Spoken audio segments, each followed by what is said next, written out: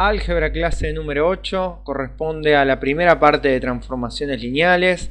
Vamos a ver la definición, algunas propiedades y los conceptos de núcleo e imagen. Muy bien, definición. Tomamos dos espacios vectoriales B y W que se llamarán de salida y de llegada o de partida y de llegada.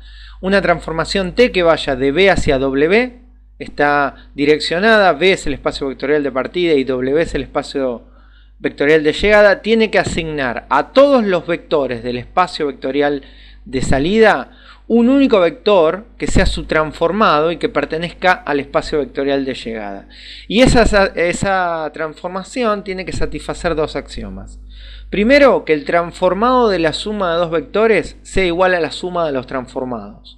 Y segundo, que el transformado de un escalar por un vector sea el mismo escalar por el transformado del vector. Empezamos con un ejemplo. Tomamos una transformación lineal definida de R2 en R3. R2 es el espacio vectorial de partida, R3 es el espacio vectorial de llegada. La transformación está definida mediante esta expresión. Para un xy perteneciente a R2, su transformado o su imagen a través de la transformación es esta expresión.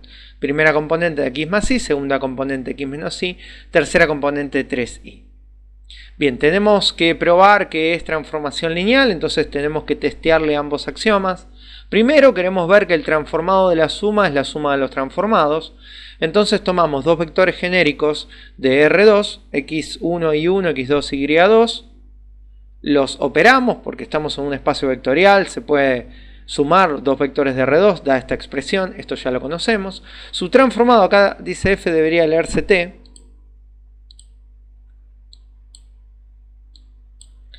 Su transformado es, según la expresión, la suma de la primera componente más la segunda componente, x1 más x2 que es la primera componente, más y1 más y2 que es la segunda componente. Segunda componente, primera componente menos segunda componente, por eso queda x1 más x2 menos y1 menos y2, ¿no? Haciendo supresión de paréntesis de la segunda componente. Y tercera componente, 3 por la segunda componente, o sea, sería 3 por y1 más y2. El escalar es distributivo, así que 3 por y1 más 3 por y2. Esto sería el resultado de transformar la suma de dos vectores de R2. Muy bien, esto es un vector en R3. Se puede descomponer de esta manera, ¿no? Esta suma entre dos vectores de R3 expresados como columna es exactamente lo mismo que esto, ¿no? La suma es se puede resolver y se puede desarmar en dos sumandos. Bueno, pero esto que está acá es la definición del transformado de x1 y 1. Y esto que está acá es la definición del transformado de x2 y 2. Entonces he probado que el transformado de la suma es la suma de los transformados. Segundo axioma. Tomo un vector genérico xy de R2, lo multiplico por un escalar, esa expresión la sabemos resolver, el escalar multiplica ambas componentes. Ahora, otra vez acá debe leerse t, el transformado de esta expresión viene dado por esta fórmula. La primera componente es alfa x más alfa y, que tiene factor común alfa. La segunda componente es alfa x menos alfa y, que tiene factor común alfa. Y la tercera componente es 3 por alfa y. Muy bien, alfa, alfa, alfa, lo podemos sacar como escalar común, ¿no? En recíproca de la multiplicación por un escalar y un vector. Bueno, y esto que me queda acá es la definición del transformado de xy, así que me quedó alfa por el transformado de xy y he probado que el transformado de alfa por un vector es alfa por el transformado del vector. ¿Sí? Esto acá probamos que verifica los dos axiomas y que por lo tanto esta transformación es lineal. Veamos un segundo ejemplo de una transformación que no sea lineal. Vamos también de R2 a R3. Ahora en este caso la transformación está definida por x al cuadrado primera componente, y al cuadrado segunda componente, x tercera componente. Así que vamos a probar que no es transformación lineal mediante un contraejemplo. Voy a tomar dos vectores de R2, el vector 1, 2 y 2, 4, y voy a ver cuánto me da el transformado de la suma. La suma entre 1, 2 y 2, 4 es 3, 6. ¿No? Sumamos los dos vectores, acá debe leerse t. El transformado de 3, 6 según esta expresión es primera componente 3 al cuadrado, segunda componente 6 al cuadrado y tercera componente x, 3. Bien, este sería el transformado de 1, 2 más 2, 4. Ahora, quiero ver cuánto da el transformado de 1, 2 más el transformado de 2, 4. Bueno, el transformado de 1, 2, según la fórmula, es 1 al cuadrado, 2 al cuadrado, 1. El transformado de 2, 4 es 2 al cuadrado, 4 al cuadrado, 2. Si sumamos estos dos vectores, 5, 20, 3, lógicamente no son iguales. Por lo tanto, si no se verifica el axioma para un caso, no puedo afirmar que se verifica siempre, y en conclusión no se verifica el primer axioma, así que no es una transformación lineal. Dado que estos dos ejemplos que mostré tienen interpretación geométrica porque son de R2 a R3, vamos a verlos en un esquema y vamos a ver si podemos dar una interpretación, en este caso, porque esta transformación admite representación geométrica, de lo que significa que sea lineal. Bueno, acá tenemos un vector U genérico en R2, un vector B genérico en R2. Voy a marcar, acá tenemos las dos transformaciones que estuve usando, x más y, x menos y 2x, ahora expresado como vector y no como vector columna, y la transformación f, que acá les cambié el nombre para identificarlas, como x cuadrado y y cuadrado x. Entonces tomo estos dos vectores, partimos de un único vector, por ejemplo u. ¿Sí? El transformado de u tiene que ser un vector en R3. Quiere decir que cuando yo le aplique la transformación a este vector naranja U, lo tengo que ver acá, en este gráfico de R3. Bueno, ese transformado de U es ese vector. Para cada vector de R2 hay un transformado en R3. Así funciona esta transformación, ¿no? Que este vector no están los números para no confundir, pero rige esta fórmula. Muy bien, apago el transformado de U y ahora me voy al transformado de U a través de F. ¿Sí? Este es un vector más grande porque tiene las componentes elevadas al cuadrado, ¿no? Bueno, ese es el transformado del mismo vector U, pero a través de la transformación F. Como vemos, no son iguales los transformados porque rigen diferentes expresiones. Muy bien, ahora agrego un segundo vector B genérico, ahí. Y ese vector B, por supuesto, tiene un transformado a partir de T, la que era lineal, y un transformado a partir de F, la que en el ejemplo no era lineal. Vamos primero con la transformación lineal, ¿sí? ¿Qué me decía uno de los axiomas? Que si yo planteo la suma del vector U más el vector B, por ejemplo, ese vector, ¿sí? Ese vector negro, vemos geométricamente, por la ley de la poligonal, que es el transformado de U más el vector que es el vector U más el vector B, ¿no? Por la ley de la poligonal, ese vector negro que está ahí. Entonces, si esto fuese lineal, ¿qué tendría que ocurrir? Cuando sume el transformado de B más el transformado de U, que son estos dos vectores en R3, tendría que darme el transformado del vector negro. Entonces, yo lo que voy a hacer ahora es poner acá, en R3, el transformado de U más B, que sería el transformado del vector negro. ¿Está bien? Pongo acá en R3, ese vector negro es el transformado de U más B. Fíjense que resulta en R3 que el transformado de U más B es además el transformado de U más el transformado de B. Se verifica la ley de la poligonal ahí. Ese vector negro no es mejor dicho, es el vector naranja en R3 más el vector violeta en R3, pero no está dibujado a partir de esa ley, sino que está obtenido a partir de la transformación del vector negro. Si yo cambio estos vectores, por supuesto que esto se mantiene. Siempre el transformado de U más B es el transformado, es la suma de los transformados, ¿no? Siempre el vector negro me va a dar la suma de las dos imágenes de las cuales yo estaba partiendo. Este sería el primer axioma, la verificación del primer axioma.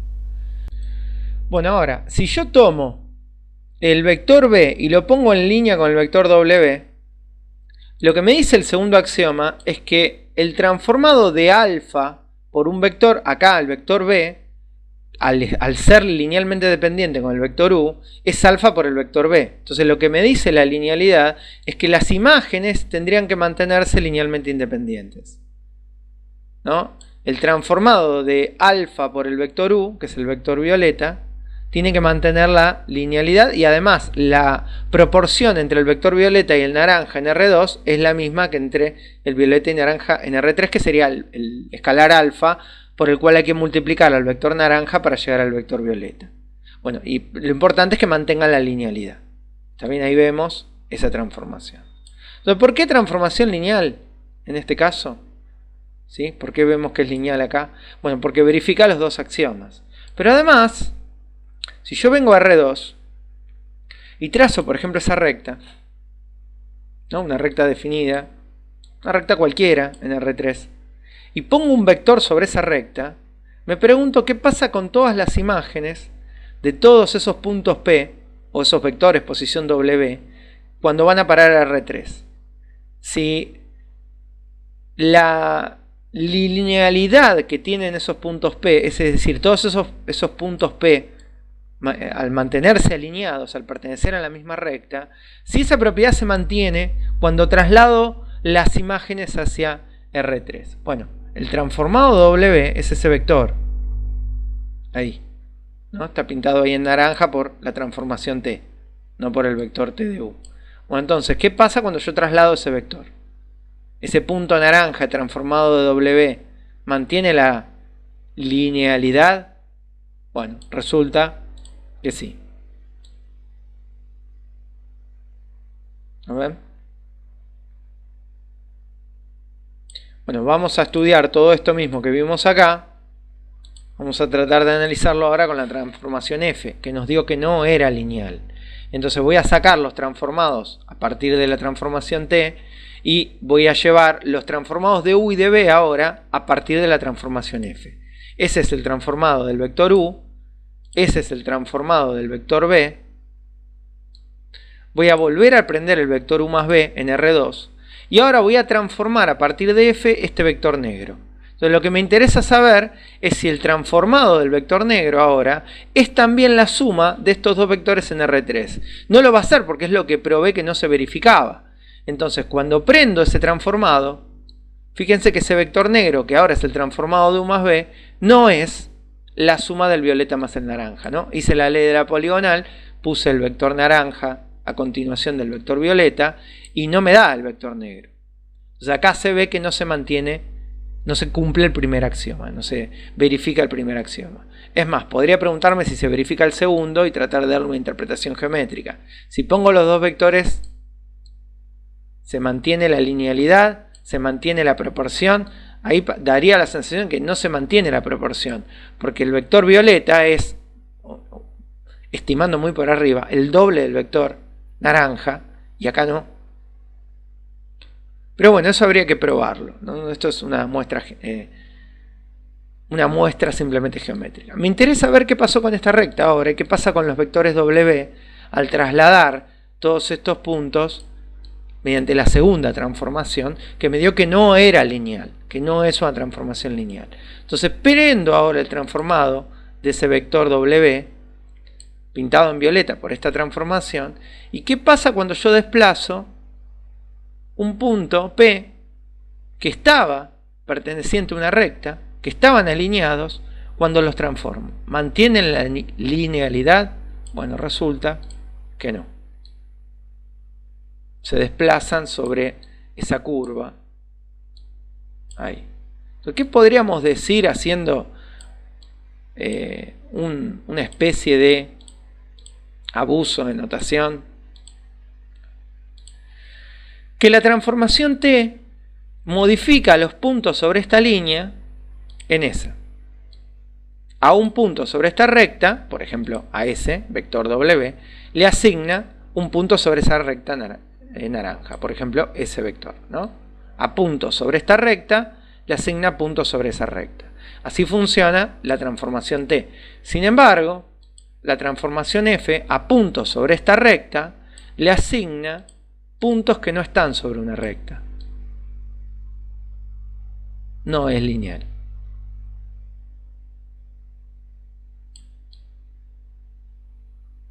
No conserva la linealidad.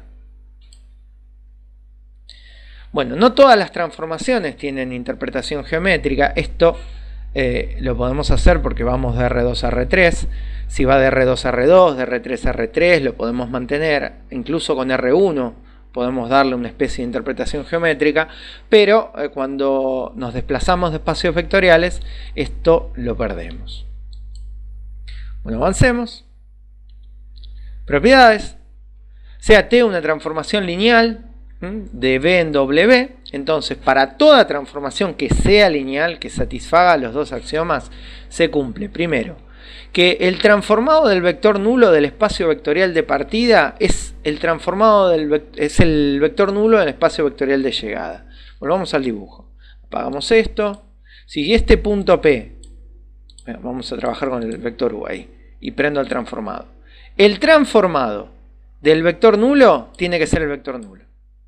Siempre, en toda transformación.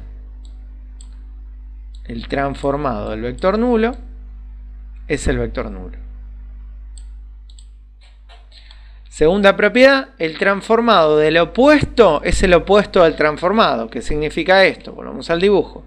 Si yo pongo a B de manera que está opuesto al vector U, es decir, que mantiene la misma recta, mantienen la recta ahí, y son vectores opuestos, sus transformados también lo son. ¿Sí? Si yo tengo dos vectores que son opuestos, sus transformados también lo son. Bueno, esto hay que probarlo porque lo que acabo de mostrar es una muestra sobre una transformación específica. Lo que hay que probar ahora es que esto se cumple para todas las transformaciones lineales. Entonces lo demostramos. Partimos del transformado del vector nulo de B, del espacio vectorial B. Bien, por propiedad de todos los espacios vectoriales, el vector nulo se puede expresar como el escalar 0 por un vector genérico. Este vector U pertenece al espacio vectorial B. Esta transformación, por hipótesis, es lineal, así que el transformado de un escalar por un vector es el escalar por el transformado del vector.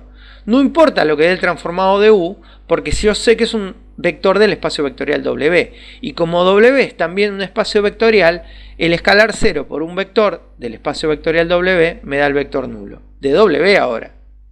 ¿Sí? Yo transformé un vector del espacio vectorial de partida, en el ejemplo de recién de R2, y llego a un vector en el espacio vectorial de llegada, en el ejemplo de recién R3. Segunda propiedad. Parto del transformado del opuesto de un vector. U pertenece al espacio vectorial B, esto es el opuesto de U. Por propiedad de todos los espacios vectoriales, el opuesto de un vector se puede expresar como el escalar menos 1 por el vector U. Como es lineal la transformación, el menos 1, digámoslo así, sale de la transformación. El transformado de U me da un vector de W, y como W es también espacio vectorial, menos 1 por este vector me da el opuesto de este vector, es decir, el opuesto del transformado de U. Y ahí he probado con dos demostraciones muy sencillas y cortas, pero importantes, que estas dos propiedades se verifican en todos los espacios vectoriales. Teorema fundamental de las transformaciones lineales. Si se conoce la transformación o los transformados de una base del espacio vectorial de partida, entonces yo puedo caracterizar toda la transformación. Puedo conocer el transformado de cualquier vector. Tomamos para esto una transformación, para demostrarlo, ¿no? Por supuesto, tomamos una transformación T definida de un espacio vectorial B en W y tomo B larga como base del espacio vectorial de salida. ¿Sí? Es decir, el espacio vectorial B corta tiene dimensión n, ¿no? Porque su base tiene n vectores. B por hipótesis es base, así que recordemos que estos vectores son linealmente independientes y generan B por hipótesis y por definición de base de un espacio vectorial. Bien, tomamos W1, W2, W3, Wn, vectores que están en W, tales que son los transformados de los vectores B1, B2, B3, Bn. Ojo, W1, W2 hasta Wn no necesariamente son base de W, porque pensemos que W puede tener una dimensión diferente. Pensémoslo en el ejemplo de recién. Acá, por ejemplo, así, si yo tomo U y B de esta manera, estos dos vectores son base de R3, de R2. Sin embargo, sus transformados, a ver, acá vamos a que no se vea eso, sus transformados acá, esos dos vectores, no son base de R3.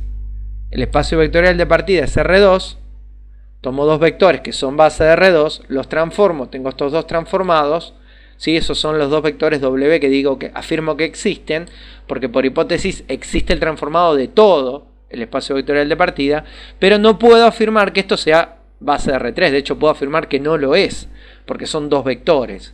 Bien, acá estos vectores, estos n vectores que son los transformados de los vectores de la base, yo lo que sé es que están en W. Lo que no puedo afirmar es que sean base de W, así que cuidado. Bueno, lo que afirma este teorema es que existe una única transformación lineal tal que los transformados de cada uno de estos vectores es cada uno de estos vectores que está acá. Es decir, estoy tratando de caracterizar la transformación y probando que es única la transformación, que asigna a B1 W1, a B2 W2, a B3 W3, y no podría ser a B2 W3, sí, bueno, pero los cambiamos de orden y tenemos la transformación que queremos caracterizar. Que estos n vectores tienen sus imágenes en W, eso existen, ¿sí? Por los teoremas anteriores, pero, o por la definición de transformación lineal, pero lo que tenemos que probar es que es lineal y que es única. Vamos con la demostración. Tomamos la transformación lineal definida acá arriba, esta que está acá, que asigna a B1 W1, a B2 W2, a B3 W3. Quiero probar que es una transformación lineal. Tomamos dos vectores x y del espacio vectorial de partida B corta. Como B larga es base del espacio vectorial B corta, puedo afirmar que el vector x se puede escribir como combinación lineal de la base. Esto que está acá entre paréntesis es x expresado como combinación lineal de la base B, ¿no? Por definición de base de un espacio vectorial, esto existe y los escalares alfa 1, alfa 2, alfa n sabemos que son únicos. Y también, que pertenece al espacio vectorial de partida y que B larga es su base, admite una única escritura como combinación lineal de la base B, en este caso con los escalares beta 1, beta 2, beta n. Bueno, me interesa ver el transformado de x más y. El transformado de x más y es, por supuesto, el transformado de x expresado en términos de la base B más y expresado en términos de la base B. Muy bien, esto es, a ver si nosotros resolvemos la suma acá adentro, alfa 1, B1 más beta 1, B1, ahí vector común B1, me queda alfa 1 más beta 1. Entre alfa 2, B2 más beta 2, B2, hay vector común B2, me queda alfa 2 más beta 2, etc. Bueno, esta transformación que está acá arriba, la escribí dos veces, no sé por qué. Nosotros sabemos que este escalar se mantiene, que el transformado de B1 es W1, que el transformado de B2 es W2, que el transformado de Bn es Wn. ¿Sí? Entonces, esto que está acá a su vez se puede escribir distribuyendo W1 para alfa 1 y para beta 1, W1 para alfa 2, para beta 2, etc. Y agrupar todo lo que tiene los alfas por un lado y todo lo que tiene los betas por el otro. Bueno, ¿qué es esto que está acá? Esto que está acá es el transformado de x. Y esto que está acá es el transformado de y. Entonces, he probado que el transformado de la suma es la suma de los transformados. Bien, tengo que probarlo con un escalar ahora. Lo mismo, escribimos el vector x como combinación lineal de la base. El escalar multiplicando al vector se puede distribuir. Estos transformados de B1, B2, Bn son W1, W2, Wn. Y toda esta suma tiene escalar común lambda. Esto que me quedó entre paréntesis es la definición del transformado de x. Entonces he probado la linealidad. Bien, me resta probar que es único. Ya sé que es lineal, ahora que es única. Bien, tomo la transformación lineal que definimos acá y tomamos una segunda transformación f definida igual. ¿Sí? Tal que el transformado de B1 me da W1. Yo no sé cómo es la cuenta, ¿no? Ojo acá, no se confundan. Yo tengo una cuenta, una expresión que cuando le doy las componentes de B1 me devuelve W1, cuando le doy las componentes de B2 me devuelve W2, y tengo otra cuenta acá, ¿sí? Que tengo que probar que son iguales, pero que cuando le asigno las componentes a esa expresión de B1 me devuelve W1. Bueno, tenemos que probar que estas dos transformaciones son iguales. Bueno, tomamos x que pertenece al espacio vectorial de partida, lo escribimos como combinación lineal de la base a través de la transformación t. Sabemos que esto me da alfa 1 por el transformado de B1 que es W1 más alfa 2 por el transformado de B2 que es W2, etc.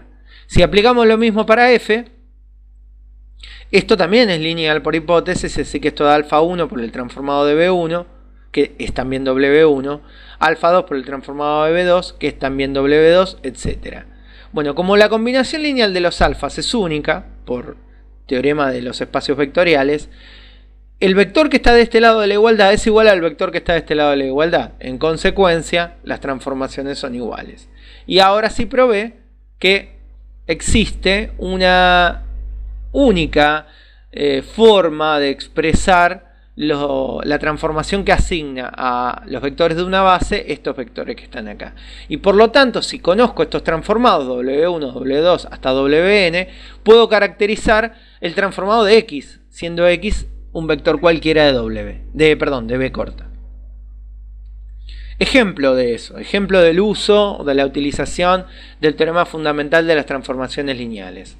Me dan una transformación acá definida de R3 en R2, ¿sí? El espacio vectorial de partida es R3, las imágenes a través de la transformación, los transformados están en R2, y me dicen, no me dan la fórmula de la transformación, o lo que se llama la transformación de manera explícita, que el transformado del 1, 0, 0 es 1, 2.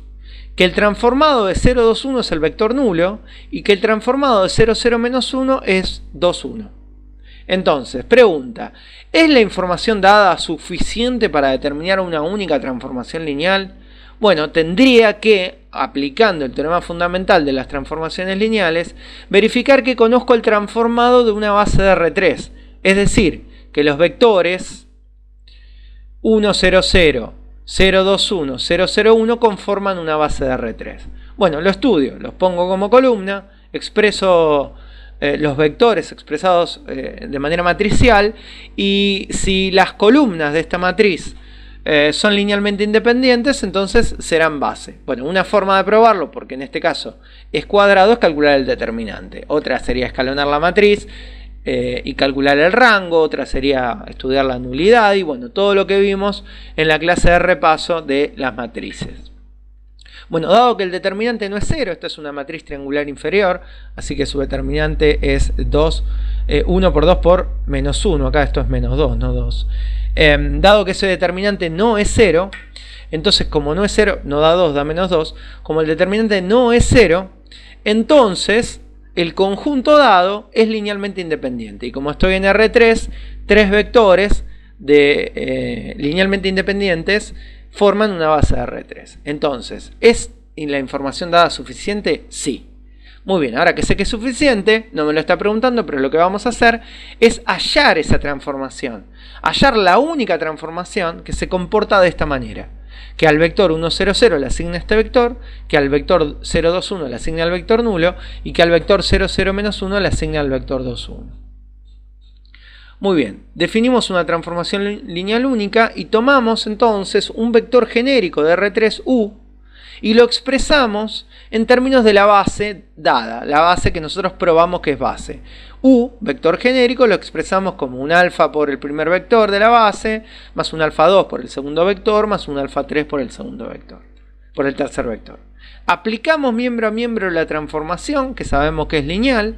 Aplicamos en el segundo miembro la linealidad. Los escalares salen de la transformación y la transformación distribuye respecto de la suma. Y conozco estos tres transformados. El transformado del 1, 0, 0 sé quién es, del 0, 2, 1 sé quién es, y del 0, 0, menos 1 sé quién es. Así que los aplico. Muy bien, me quedó entonces como el del medio es el vector nulo, que el transformado de U es alfa 1 por 1, 2 y alfa 3 por 2, 1. Pero, a ver si acá lo notan, hay un pequeño inconveniente. Porque U es un vector genérico de coordenadas, digamos, U1, U2, U3, o si prefieren X, Y y Z. Y acá esta cuenta está dada en términos de alfa 1 y alfa 3, ¿no? Alfa 1, alfa 2, alfa 3. ¿Quiénes son alfa 1, alfa 2, alfa 3? Si recuerdan esto de las unidades anteriores, es U expresado en la base B. Son las coordenadas de U en términos de la base dada. Entonces lo que necesito es cambiar las coordenadas de la base B a la base canónica. Bueno, para eso necesitamos la matriz de cambio de base. De la base B a la base E, recordemos que son los vectores de la base expresados como columna. Esta matriz funcionaba de forma tal que si yo le doy el vector U en la base B, alfa 1, alfa 2, alfa 3, lo multiplico por la matriz de cambio de base, me devuelve el vector U en la base canónica, X, Y y Z. Bueno, quiero despejar de acá alfa 1, alfa 2, alfa 3 para poder sustituir ahí arriba. Muy bien, escalonamos esa matriz un poquito, pivoteamos en 2. Podríamos ya despejar a partir de acá. Acá, a ver, pivoteo en 2, ¿no? Se hace 0 acá abajo. El único elemento que hay que modificar es este que está acá y el de z, siendo la matriz ampliada. Me queda acá 2 por menos 1, menos 1 por 0, menos 2. Y en la columna de resultados, 2 por z, menos 1 por i, 2z menos i. Bueno, para terminar de escalonar o para terminar de generar la identidad, repito, podría despejar de acá si quisieran, pero bueno, divido la fila 2 por 2 y divido la fila 3 por menos 2 y obtenemos ahí quién es alfa 1, quién es alfa 2, quién es alfa 3. Alfa 1 es x, alfa 2 es y sobre 2 y alfa 3 es y sobre 2 menos z. ¿No? Invierto para que el signo menos me quede en el medio, para escribir un signo menos.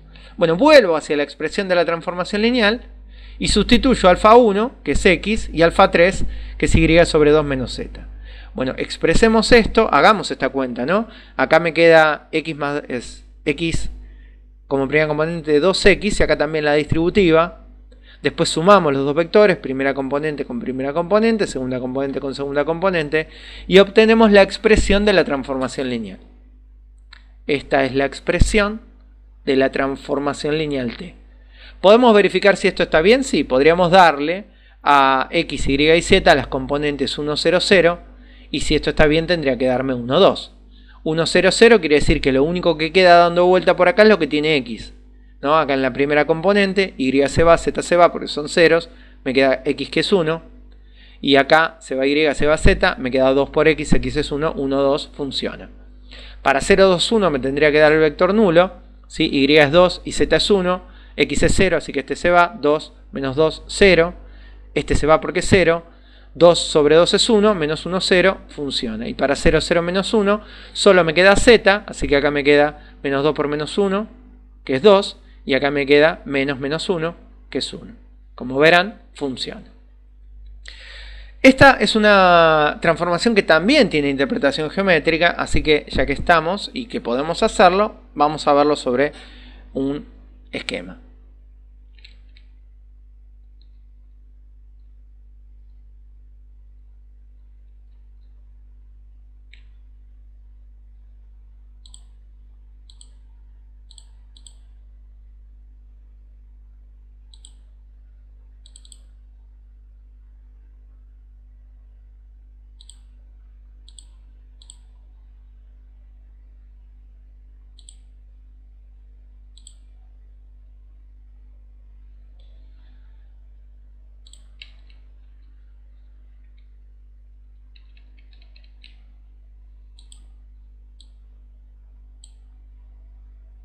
Bueno, acá tenemos la transformación escrita en verde, ahí espero que se pueda ver, ¿sí? Es la misma expresión que está definida ahí abajo, y tenemos acá un vector u, acá tengo las componentes del vector u, las voy a utilizar para corregir que esto funcione geométricamente, y las coordenadas del vector b, que es la imagen. En este caso, esta transformación funciona al revés.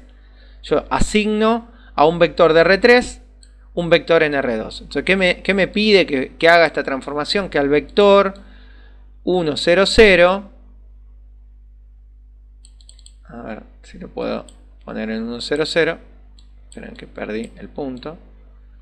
Ahora lo voy a hacer más a lo bruto. Que al 1, 0, 0 le asigne el 1, 2. ¿Ven que funciona? Que al 0, 2, 1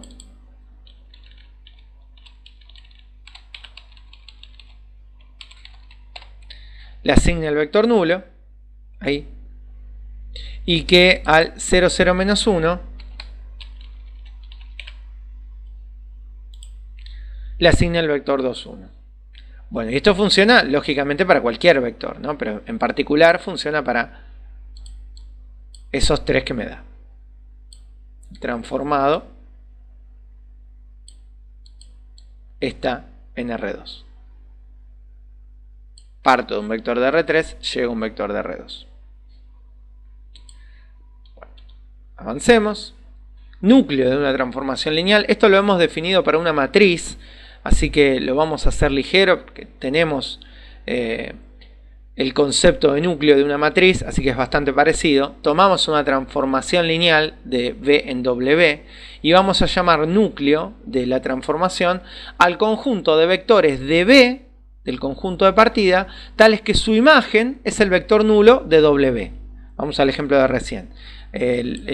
Había un vector que me había dado por imagen el vector nulo, no recuerdo cuál era, pero si yo consigo que me dé el vector nulo, ese vector, ahí no lo voy a pegar, pero del vector por ahí, ¿sí? Vamos a asumir que eso da justo el vector nulo, ese vector, como su imagen es el vector nulo de R2, este vector de R3 del espacio vectorial de partida pertenece al núcleo. Ese sería la definición. Todos los vectores del espacio vectorial de partida, tales que luego cuando los transformo me da el nulo del espacio vectorial de llegada, el vector nulo del espacio vectorial de llegada, están en el espacio nulo. Núcleo o kernel se le dice también de la transformación. Por supuesto, la nulidad es la dimensión del espacio nulo. Bien, la imagen de la transformación lineal es el conjunto de vectores de W, tales que son imágenes de algún vector de B. No es el conjunto imagen, básicamente, esto lo sabemos. Un vector W está en la imagen de la transformación si hay algún vector en B que su transformado es el vector W. Y definimos rango de la transformación a la dimensión de la imagen, ¿no? Todas definiciones que ya habíamos visto para una matriz las ampliamos al concepto de transformación. Teoremita muy importante. Sea una transformación lineal de T, definida T de B en W, el espacio nulo es su espacio vectorial de B y la imagen es su espacio vectorial de W, ¿no? Yo acá hablé de la dimensión sin demostrar que son espacios vectoriales.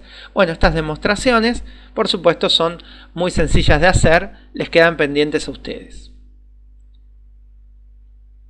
Clasificamos las transformaciones lineales. Una transformación lineal de B en W se va a decir monomorfismo si es inyectiva, ¿no? Ese concepto de inyectividad que vimos en introducción al análisis seguramente, o en cálculo 1, ¿no? Una función es inyectiva si a valores diferentes del conjunto de partida le otorga valores diferentes del conjunto de llegada, es decir, a vectores distintos de B transformados diferentes en W, ¿no? Es inyectiva.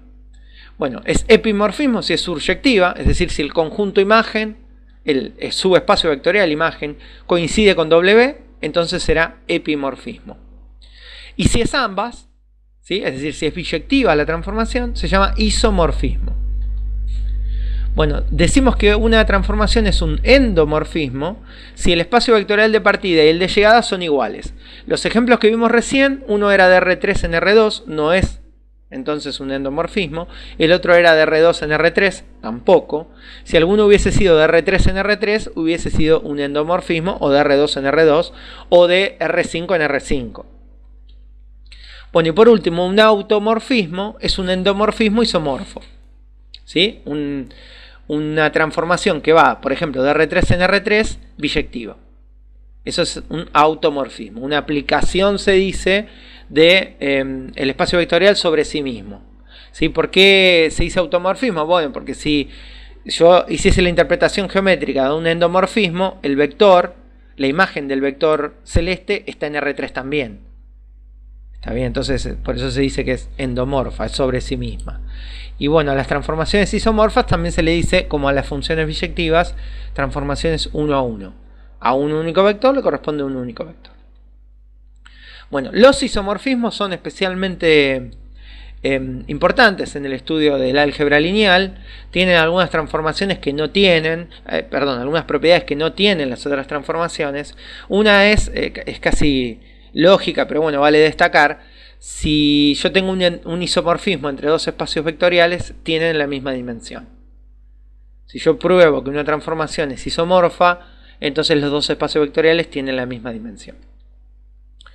Bueno, si yo tomo un isomorfismo y tomo los transformados de un conjunto LI, del conjunto del espacio vectorial de partida, entonces las imágenes son LI también. Esto solamente lo puedo afirmar en un isomorfismo. los transformados de un conjunto LI es LI. Podríamos decir que un isomorfismo conserva la linealidad o la independencia lineal. Bueno, si yo tomo un conjunto de generadores del espacio vectorial de partida y los transformo en un isomorfismo, obtengo un conjunto de generadores del espacio vectorial de llegada. Corolario de estos dos, el transformado de una base es una base, porque se conserva la independencia lineal y se conserva la generación. Entonces, si transformo en un isomorfismo una base de B, obtengo una base de W, solo en un isomorfismo. Bien, estas propiedades quedan pendientes de demostración, no son difíciles de hacer, quedan para ustedes. Bien, matriz asociada a una transformación lineal, y acá es cuando esto empieza a tomar carácter un poco más relevante.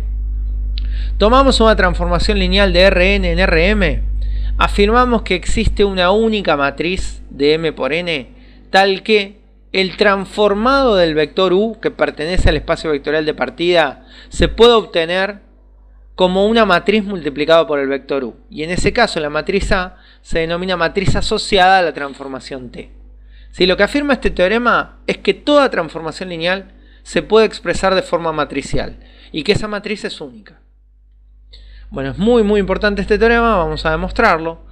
Tomamos la base canónica de Rn, Rn tiene base canónica necesariamente, y por ser una transformación lineal existe el transformado de cada uno de los vectores de la base canónica. Dado que u, siendo un vector genérico, este vector genérico u del espacio vectorial Rn pertenece a Rn y que la base canónica existe siempre, u se puede expresar como combinación lineal de la base canónica, que es esto que está escrito acá. Si aplicamos el transformado componente a componente y aplicamos en el segundo miembro la linealidad de la transformación, es decir, extraemos los escalares y distribuimos la transformación, entonces me queda que el transformado de u es esta expresión. Y esto se puede expresar matricialmente porque es un sistema de ecuaciones. Yo tengo acá en el transformado de u la columna de resultados, y alfa 1, alfa 2, alfa 3, alfa n considerados como incógnitas, es un sistema de ecuaciones. Entonces, me queda esto matricialmente hablando. Una matriz por la matriz columna de incógnitas, esto sería la matriz columna de resultados, y lo que me quedó acá formando una matriz es el transformado del primer vector canónico como columna, el transformado del segundo vector canónico como segunda columna, etcétera, etcétera, etcétera. Eso que está ahí es la matriz que estoy buscando. Entonces es bastante sencillo. Fíjense que existe la matriz de transformación porque los transformados existen. Por ser una transformación lineal tiene que existir la imagen de todos los vectores del espacio vectorial de partida, en particular de los vectores de la base canónica. Entonces esta matriz la puedo armar siempre. Y esta matriz formada por los transformados como columnas es la matriz de la transformación lineal. Bueno, probando que existe, me resta probar que es única. Entonces, supongo que existen dos matrices A y B, tales que las dos son matrices asociadas a la transformación lineal. Tengo que probar que son iguales ahora. Bueno, llamamos a la matriz auxiliar C A menos B. ¿Sí? Tengamos esto en cuenta. ¿Sí? La matriz C es auxiliar y es A menos B. Bueno, el transformado de C por U es 0. ¿Por qué el transformado de C por U es 0? Porque sería multiplicar acá miembro a miembro por U, ¿no? Entonces, como el producto matricial es distributivo respecto a la resta, entonces C por U es lo mismo que A por U menos B por U. Bueno, pero A por U y B por U dan el transformado de U y restados son 0. Entonces, C por U me tiene que dar 0. Ojo que este no es un cero escalar, es la columna de ceros, ¿sí? O sea, el vector nulo de W. Bueno, entonces, ¿cuál es la matriz asociada a la transformación? ¿A qué transformación? A esta transformación, a la transformación definida por C. C pensada como matriz asociada a una transformación. Bien, eso sería el transformado de E1, el transformado de E2, el transformado de E sub n. Bueno, y tiene que ser la matriz nula. Porque como U es un vector genérico, pero el resultado es siempre el vector nulo, la única forma que este producto sea siempre el vector nulo es que o U sea la columna de ceros, o C sea constantemente la matriz nula. Bueno, como U es genérico, no es constantemente el vector nulo, entonces C tiene que ser la matriz nula. Si C es la matriz nula, quiere decir que A y B son iguales, ¿no? Porque si C es la matriz nula, puedo sumar lado a lado B y llegar a que B es igual a A. Y ahí he probado que son iguales. Y que, bueno, lo importante, que por lo tanto la matriz asociada es única. Bueno, ejemplo número 4. Tomamos la misma transformación que habíamos usado recién. ¿Sí? Es la misma transformación que antes. Habíamos obtenido que esta era la expresión. Lo que quiero hacer ahora es hallar la matriz asociada a esta transformación lineal.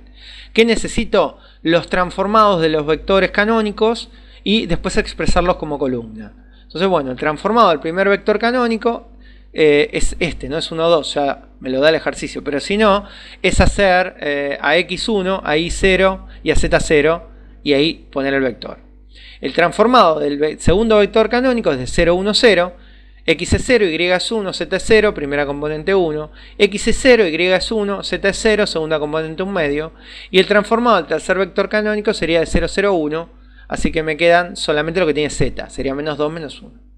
Expreso esos vectores como columna y tengo la matriz asociada, ¿no? Es un proceso bastante sencillo. Si ahora el ejercicio me pidiese hallar el espacio nulo o el conjunto imagen de esta transformación, el espacio vectorial imagen, es más fácil hallarlo sobre la matriz, que es efectivamente lo que voy a hacer, porque lo definí, pero no hice un ejemplo más arriba, para poder hacerlo desde la matriz de la transformación. Entonces, ¿cómo obtengo el espacio nulo de esta matriz y cómo obtengo el espacio imagen? Pensándolo como una matriz. Lo voy a escalonar, voy a pivotear en el 1. Ya me alcanza con ese pivoteo en el 1 para darme cuenta que esta matriz tiene rango 2. Y si tiene rango 2, por el teorema de las dimensiones, la suma del rango más la nulidad me tiene que dar la cantidad de columnas. Entonces, como tiene rango 2, tiene nulidad 1. Entonces, ahora pensemos qué significa que tenga rango 2. Porque en la transformación lineal, el rango es la dimensión del conjunto imagen, del espacio vectorial imagen. Quiere decir que el espacio vectorial imagen de esta transformación tiene dimensión 2 y pertenece a qué espacio vectorial? A R2. Entonces, un subespacio vectorial de R2 que tiene dimensión 2 de dimensión 2 es el subespacio trivial. Quiere decir que la imagen ya sé que es R2.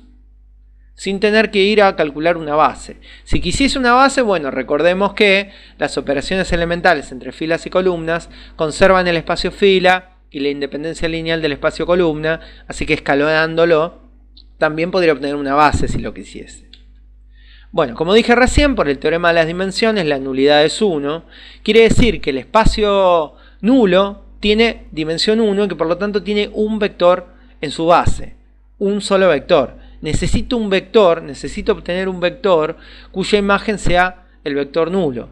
Bueno, podría acá multiplicar por un x, y, z genérico, igualarlo al vector nulo, terminar de escalonar, o podría prestar atención al enunciado, donde me está dando un vector cuya imagen ya es el vector nulo. Entonces ya tengo una base del espacio nulo. Está generado por el 0, 2, 1. Y bueno, ahí he obtenido la imagen y el núcleo de la transformación. El núcleo o espacio nulo o kernel de la transformación.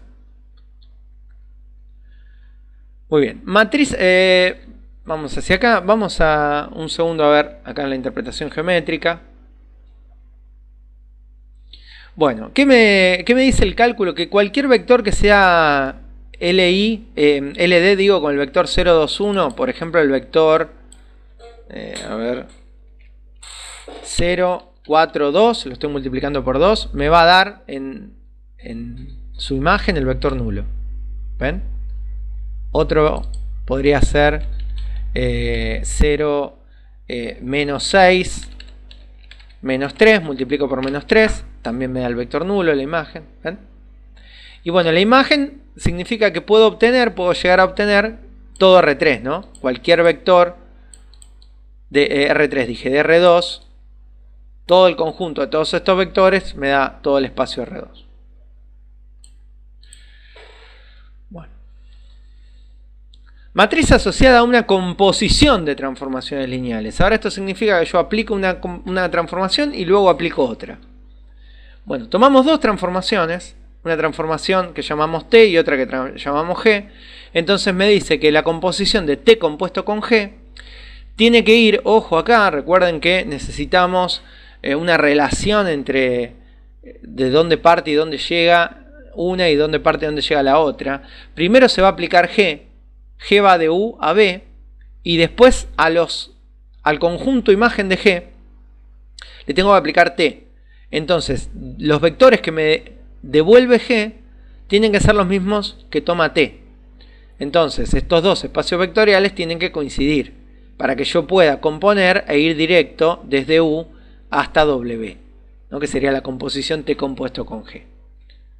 Bueno, ¿cómo funciona esto matricialmente? Dado un U que pertenezca a U mayúscula, un vector U, el transformado de U es alguna matriz A multiplicada por U, siendo A la matriz asociada a G. Bien, G de U, ahora este transformado pertenece a B. Bien, ¿cómo hago para transformar un vector de B a partir de F, no, de T acá? T se llama, no F, esta transformación. Bueno, el transformado de un vector del espacio vectorial B viene dado por alguna matriz que acá llamamos B que multiplica ese transformado. ¿Sí? Yo tengo A por U me da el transformado de U a partir de G, que está en B. Lo toma T. Ese resultado lo multiplica por la matriz B y me da en W. Entonces, esta sería la transformación T y esta sería la transformación G. Y acá lo que estoy haciendo es aplicándole la transformación T al vector que me devolvió la transformación G. Es decir, estoy componiendo, pero forzosamente. Yo quiero ir derecho desde U hasta este resultado. Bueno, el transformado T de G de U está, por supuesto, en W, porque la transformación T empieza en B y termina en W. Bueno, parto de acá, de este lado, el transformado de G de U. Bueno, pero G de U es A por U, por definición. Entonces, si hago esa sustitución, G acá de U es A por U. Entonces, me quedó un producto entre tres matrices, donde U es el vector expresado como columna, y B por A lo puedo asociar y obtener la matriz asociada. ¿De qué me doy cuenta? De que si yo quiero componer transformaciones lineales, me basta multiplicar las matrices asociadas. ¿Sí? Ojo con el orden, ¿no? Fíjense que, o recuerden, mejor dicho, que el producto matricial no es conmutativo, así que no es lo mismo A por B que B por A, ¿no? En este caso hay que respetar el orden de la composición. T compuesto con G es B multiplicado por A. A es la matriz asociada a G y B es la matriz asociada a T. Ejemplo 5. Tomamos la composición que ya hicimos recién, como para acortar la clase. Ya habíamos obtenido la expresión, ya habíamos obtenido su matriz de transformación A, y ahora agregamos una nueva transformación, que esta transformación es de R2 en R2, que a un vector U le asigna primera componente X más Y, segunda componente 2Y. Bueno, necesitamos, para poder componer, la matriz asociada a la transformación F. Entonces, ¿cómo obtengo la matriz? Transformo el 1, 0, que me da 1, 0, y lo pongo como columna. Transformo el 0, 1, que me da 1, 2, y lo pongo como columna. Y ahí tengo la matriz asociada. Es bastante sencillo. Bueno, ahora, ¿qué me pide? Me pide F compuesto con T. F compuesto con T. Entonces, F compuesto con T va a empezar donde arranca T y va a terminar donde termina F. Yo tengo que componer, para poder componer o para poder obtener la matriz asociada a esta composición, tengo que multiplicar estas dos matrices, pero hay que respetar el orden. Voy a tener que multiplicar a la matriz A más cerca de U, que es la que primero se aplica, y luego a la matriz B más lejos de U. Si tengo que hacer B por A, en este caso, tengo que hacer esta matriz por esta matriz. Muy bien. Resuelvo ese producto matricial. Y ahí tengo la matriz que el ejercicio me pide. Esta matriz es la matriz asociada a la composición de F compuesto con T. Se aplica primero T y después se aplica F. Y mediante esta matriz voy derecho de R3 a R2. Matriz de una transformación ahora asociada a una base determinada. Las matrices que trabajamos en los ejemplos anteriores estaban obtenidas a partir de la base canónica. Bueno, tomamos una transformación ahora y tomamos una base B del espacio vectorial de partida, y lo que quiero hallar ahora es la matriz que transforme a los vectores de B en vectores de W, pero que funcione de manera tal que al vector yo se lo dé en base B, que no tenga que pasar el vector B a la base canónica para multiplicarlo por la matriz. Que la matriz me multiplique las componentes del vector, pero en la base B. Entonces lo primero que hago es tomar el vector genérico U y expresarlo en términos de la base, ¿no? De manera que alfa 1, alfa 2, alfa 3, alfa n son las coordenadas de U respecto a la base dada, ¿no? Lo que habíamos visto hasta hace un rato lo habíamos repasado. Bien, aplico transformado lado a lado, aplico la linealidad de la transformación y acá tengo la matriz que estaba buscando. Esta es la matriz asociada a la base canónica. ¿Por qué? Porque yo le estoy dando el vector en la base B. ¿Sí? Esta es la matriz asociada. Quiere decir que para poder obtener la matriz asociada a la base B, necesito los transformados de los vectores de la base. Bueno, si ahora me piden que además el resultado no esté en la base canónica, porque este vector U está en la base B, pero su transformado está en la canónica de W. Si ahora me dan una base de W y me piden que la matriz esté asociada a la base B y a la base C, es decir, que yo le dé el vector en la base B y me devuelva la imagen en la base C, necesito una nueva matriz que no sea esta, sino que sea una matriz A', que funcione de manera tal que yo le dé el vector U en base B y me devuelva el transformado en la base C.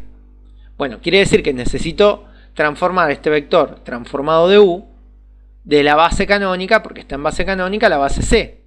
Bien, necesito la matriz de la base C a la base canónica. ¿Por qué? Porque lo multiplico acá al vector en la base canónica y me devuelve en la base, lo multiplico en la base C por la matriz y me lo devuelve en la base canónica. Recuerden cómo funciona esta matriz, ¿no? Le dan el vector en la base de arriba y lo devuelve en la base de abajo. ¿Sí? Esta matriz de cambio de base, recuerden que son los vectores de la base C expresados como columna invertida. Bueno, muy bien, ahora sustituyo, ¿no? Es sencillo, sustituyo, ¿no? Acá arriba sustituimos transformado de U en base canónica por toda esta expresión y multiplicamos lado a lado por esta inversa. Bueno, y ahí tenemos este resultado acá. La matriz de E a C sería invertido por la matriz A, es la matriz asociada a ambas bases. Sería la matriz de B a C.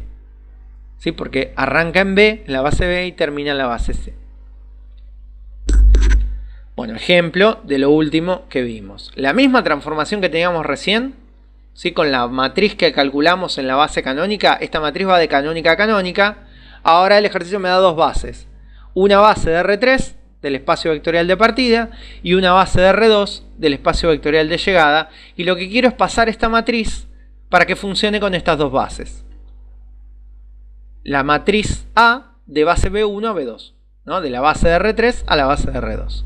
Bueno, necesito las matrices de cambio de base, ¿no? Yo sé que para un vector U la matriz A funciona de esta manera, pero bueno, las matrices de cambio de base, ¿no? Funcionan de manera tal que si yo hago de B1 a E, le doy el vector en la base B1 y me lo devuelve en la base canónica. Esta sería la matriz de los vectores de B1 expresados como columna. Y el transformado de U lo quiero pasar a la base B2, entonces voy de B2 a la base canónica. Esta matriz son los vectores de la base B2 expresados como columna. Bueno, sustituyo estos dos en la expresión de arriba, despejo, y bueno, ahí tengo todo este resultado que está acá, que lo tengo que resolver, tengo que hacer esta cuenta. Es la matriz asociada a la transformación lineal, pero que funciona de manera tal que le tengo que dar un vector en la base B1 para que funcione y me devuelve el resultado en la base B2. Bueno, lo dicho, ¿no? La base B2 expresado como columna, la matriz de la transformación, la matriz de la base B1 expresado como columna, esta hay que invertirla. ¿Sí? Les dejo las cuentas a ustedes, por supuesto. Y toda esta cuenta hay que resolverla. Y ahí tenemos la matriz. ¿Sí? Ahora esta matriz funciona entre las dos bases, ¿no? Esta matriz no va a funcionar si yo le doy el vector en la base canónica. ¿Sí? Así no funciona. Funciona si yo le doy el vector en la base B1. Y hay que recordar que me lo devuelve en la base B2.